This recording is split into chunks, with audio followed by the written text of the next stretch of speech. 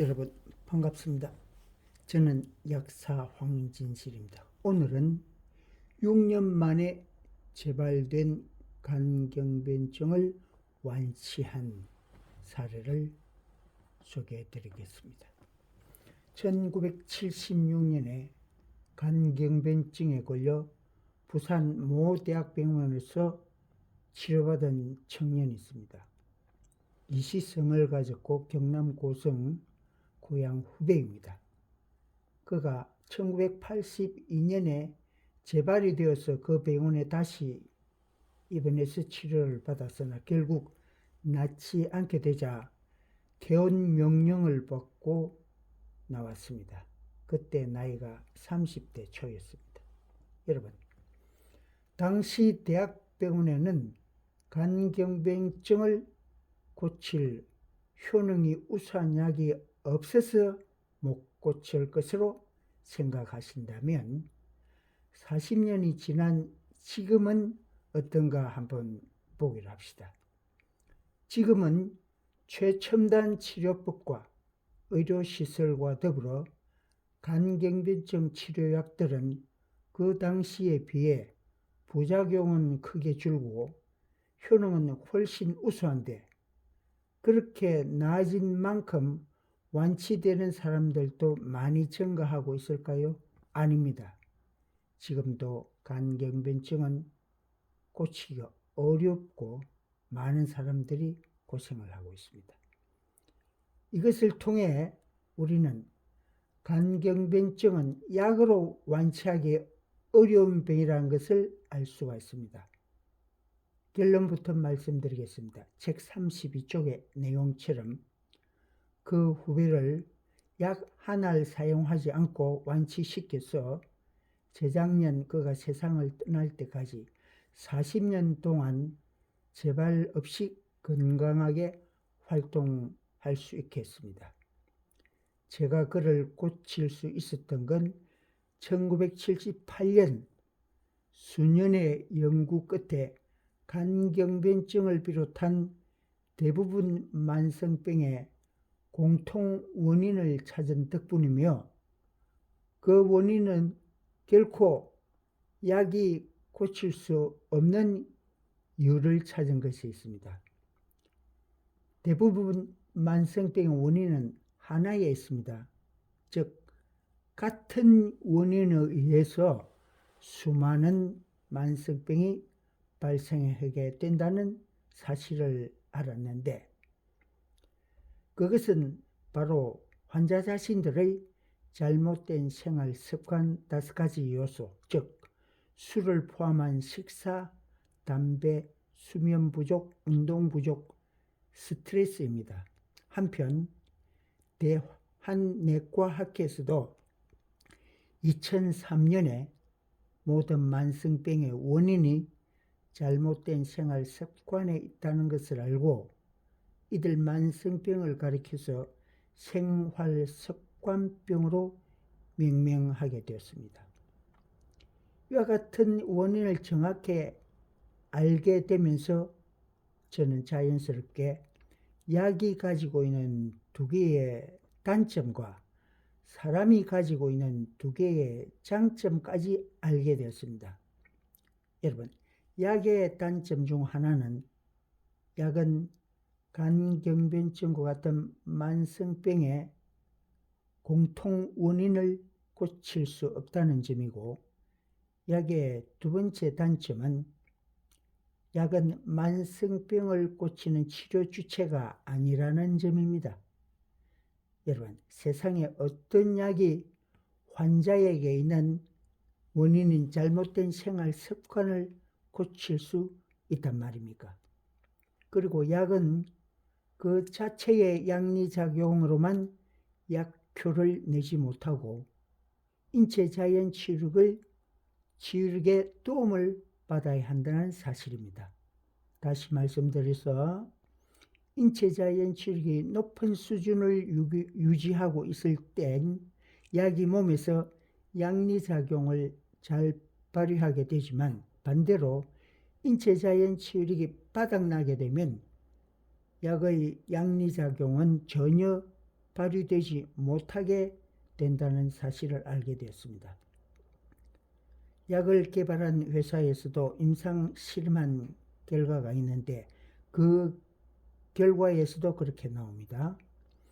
같은 약을 같은 증상을 가진 환자들 여러 사람들에게 쓸 경우에 우리는 거의 비슷한 효과가 날 것으로 생각하지만 그것은 실험실에서나 가능할 뿐이고 임상 실험에서는 서로 다른 효과를 보이는 4개 또는 5개 군으로 나뉘게 됩니다.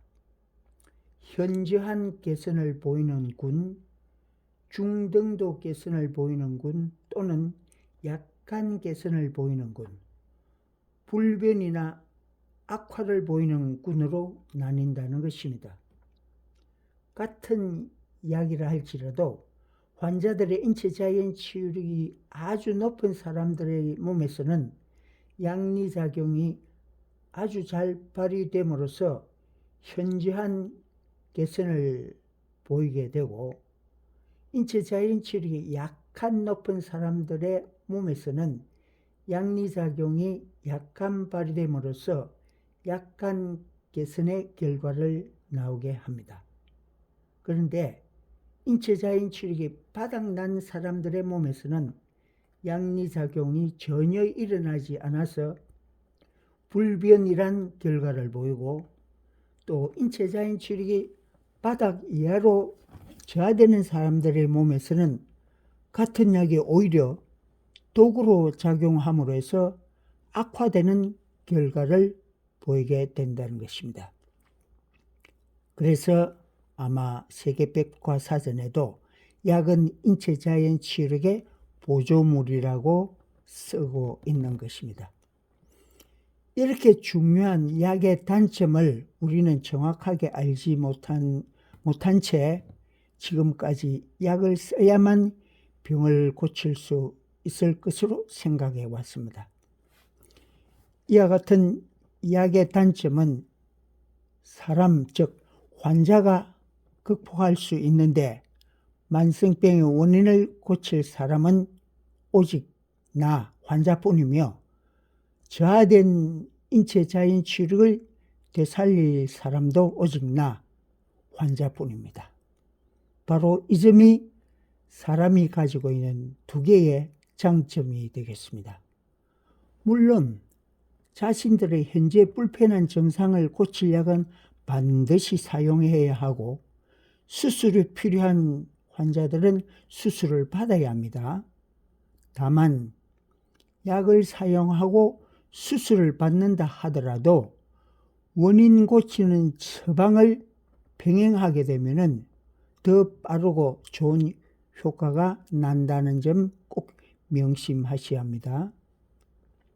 만약 여러분들께서 책 내용을 숙지하셔 자신이나 가족 또는 가까운 친척이 병의원 치료를 받게 되는 상황이 올 경우에 현명한 대처를 하게 될 것으로 봅니다.